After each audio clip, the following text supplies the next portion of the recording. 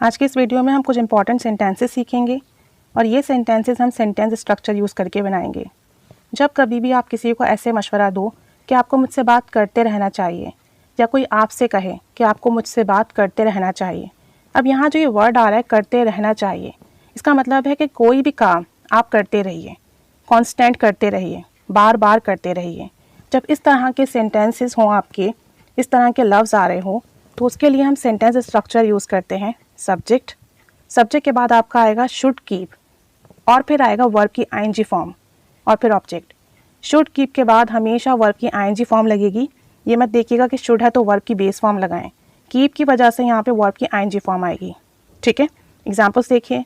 आपको मुझसे बात करते रहना चाहिए, यू शुड कीप, फिर वर्ब की आईएनजी फॉर्म आएगी talking to me, you should keep talking to me. एक और सेंटेंस देखें, आपको अपने मसले शेयर करते रहना चाहिए, यू शुड कीप, फिर आ जाएगा sharing your problems, you should keep sharing your problems. एक और सेंटेंस देखें, आपको एक्सरसाइज करते रहना चाहिए, यानी मैं आपको एडवाइस कर रही हूँ कि आप एक्सरसाइज करते रहें, आपको एक्सरसाइज करते रहना चाहिए। तो फिर मैं कहूँगी you should keep exercising, you should keep exercising. आपको अपने सबक की प्रैक्टिस करते रहना चाहिए, you should keep practising your lesson, you should keep practising your lesson.